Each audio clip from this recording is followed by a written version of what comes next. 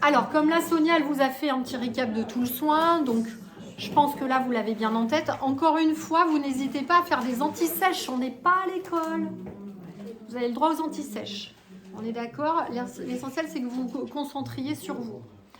C'est une première chose. Deuxième chose, n'oubliez pas, pendant le soin, si j'ai l'impression que j'ai perdu mon ancrage, si j'ai l'impression que ma connexion à les sources, elle n'est pas terrible, si j'ai l'impression d'un seul coup de sentir une fatigue, si j'ai l'impression de ressentir quelque chose dans mon corps, là, vous laissez le client tranquille, vous vous déconnectez du client, vous revenez sur vous, parce que ça veut dire que vous avez ou une faille dans l'aura, ou que vous n'étiez pas assez en neutre, ou que vous avez fait pour une raison XY un transfert.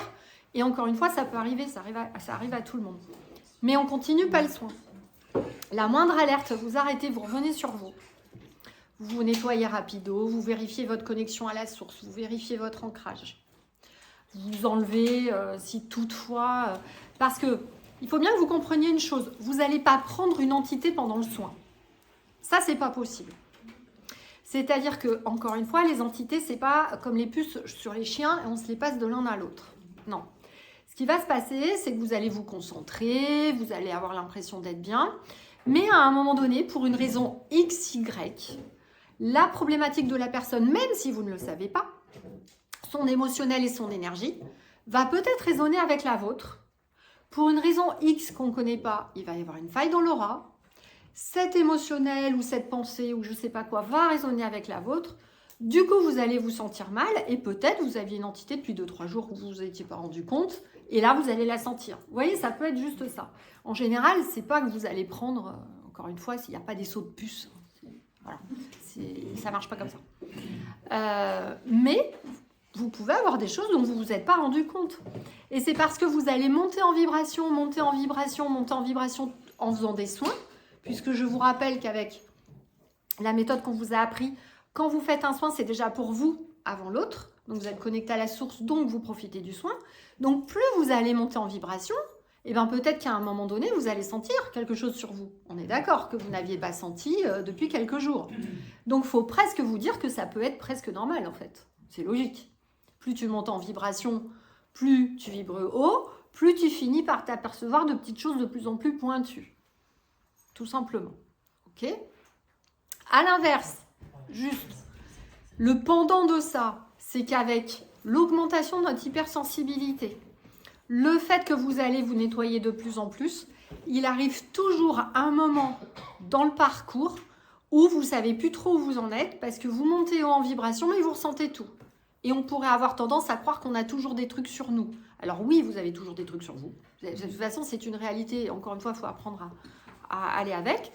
Ça peut être des fois juste une petite âme un peu plus malveillante qu'une autre ou du bas astral un peu fort.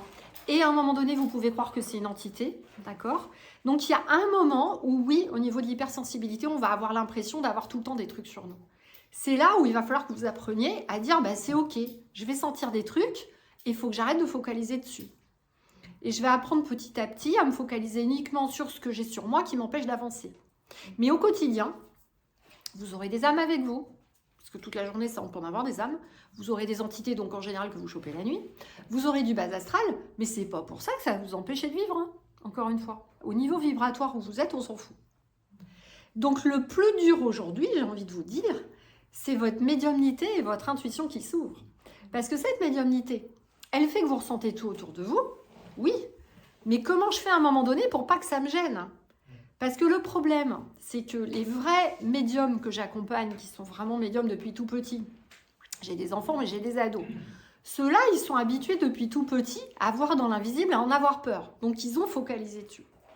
Donc, maintenant que ça s'ouvre encore plus, le moindre truc les perturbe.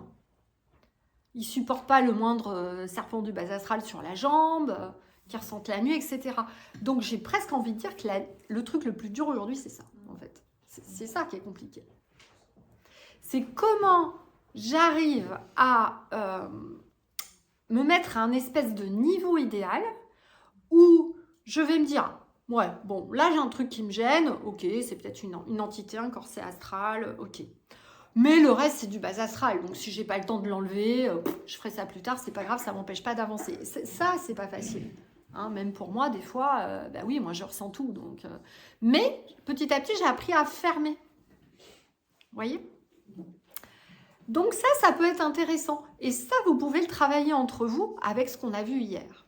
C'est-à-dire que de temps en temps, quand vous êtes 4-5 là, à échanger entre vous sous notre espace en visio, vous faites une colonne de lumière, comme je vous disais, au milieu. Vous collez toutes vos entités au milieu. D'accord? Et vous demandez, à un moment donné, que cette colonne, hop, elle vienne devant vous. Pour voir si ces entités qui sont devant vous dans la colonne, elles vous perturbent ou pas. Et pour les ultra-sensibles, là, qui sont dans la formation, parce que vous l'êtes tous un peu, eh ben, il ne faut pas que ça vous dérange. Il faut comment vous arrivez à fermer, à être en neutre. Vous voyez ce que je veux dire? Parce que vous en aurez de plus en plus autour de vous. Vous allez avoir des gens autour de vous qui vont en avoir, vous allez en sentir partout. Donc, comment je suis capable, à un moment donné, de les supporter quand même, vous voyez, sans que ça me dérange plus que ça. Et c'est pas forcément facile. Je ne dis pas que c'est facile. Voilà. Parce que presque, vraiment, de plus en plus, hein, moi, les gens que j'accompagne, on est sur l'inverse. Comment j'apprends à fermer, hein, plutôt qu'à ouvrir. Hein. Parce qu'attention, hein, les enfants que vous allez avoir, là, les ados qui vont arriver chez vous, ils vibrent 10 fois plus haut que vous. Hein. Enfin, 10 fois, je dis 1000 fois.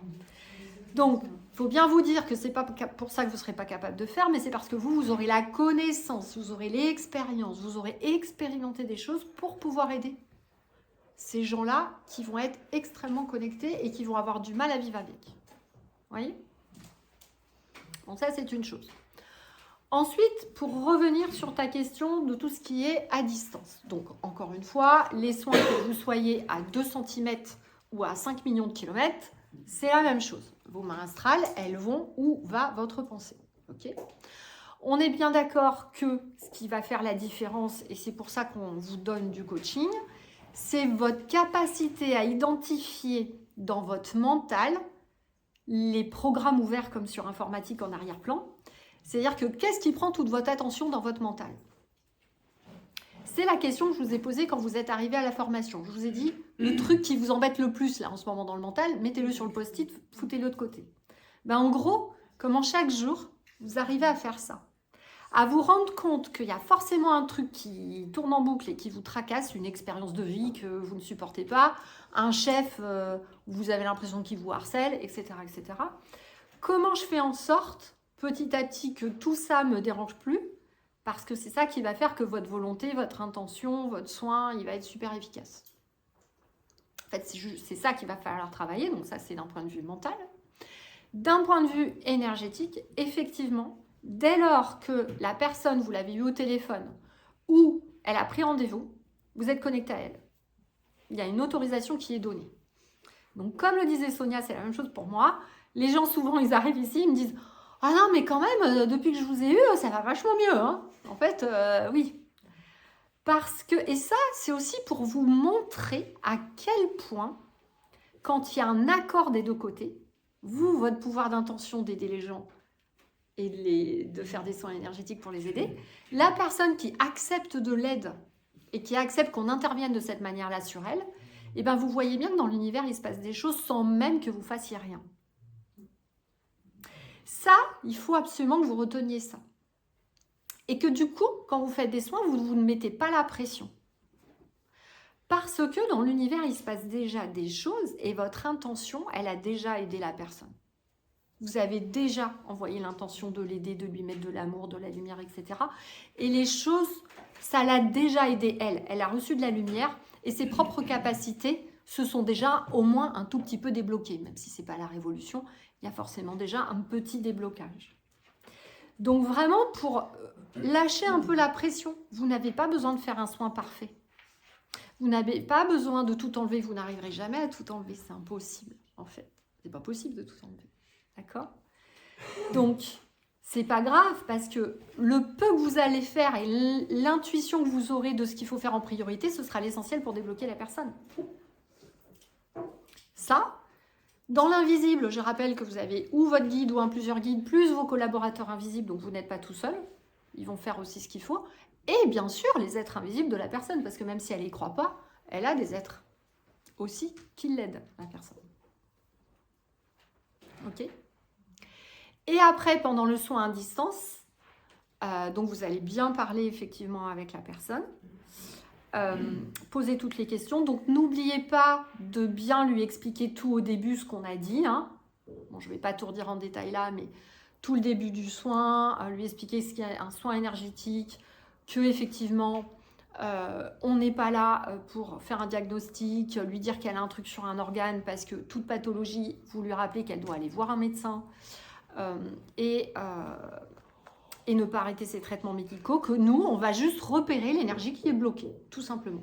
On va regarder l'énergie dans le corps où elle est bloquée, on va essayer de la débloquer, on va relancer les énergies et on espère qu'il y aura une contribution à son mieux-être. Mais on n'a pas le droit de s'engager sur des résultats. Ok ? Et la personne, après, vous pouvez choisir, effectivement, vous dites, bon ben voilà, je commence le soin, vous vous allongez. Si vous voulez raccrocher, rappeler quand c'est fini, c'est possible. Moi, j'aime bien dire, allongez-vous, détendez-vous, mettez le haut-parleur. Comme ça, si je veux lui poser une question à un moment donné et échanger, c'est possible. J'aime bien faire ça. Mais effectivement, ma philosophie, et je sais que ça se faisait, à l'époque, mon paramagnétiseur le faisait, tout le monde le faisait. Moi, j'aime pas avoir les photos des gens et intervenir alors qu'ils ne savent pas quand j'interviens. Moi, ça, non. Ça, c'est niette, mais c'est mon choix. Alors, je veux dire, voilà, je ne détiens pas la vérité. Chacun a son libre arbitre, chacun fait ce qu'il veut. Moi, je veux que la personne, elle sache à quel moment je me connecte, ce que je suis en train de faire. J'aime être en relation avec elle et à quel moment j'ai fini le soin. Parce que peut-être ce qui me fait dire ça, je ne sais pas, c'est peut-être que je suis exorciste et que je me dis, moi, c'est hors de question d'aller faire un truc sur une personne sans qu'il soit au courant. Parce que pour moi, je viole les règles de l'univers où je dois respecter, d'autant plus que je suis exorciste, le libre arbitre, encore plus pendant les soins. Donc, du coup, vraiment, dès le départ, j'ai pris cette philosophie-là. Alors que tous les magnétiseurs autour de moi ne faisaient pas ça. Hein. Ils ont tous les photos, ils font n'importe quand. Bon, c'est leur choix. Moi, j'ai décidé de ne pas le faire. Est-ce que j'ai tort, est-ce que j'ai raison? J'en sais rien, mais c'est mon choix. Voilà.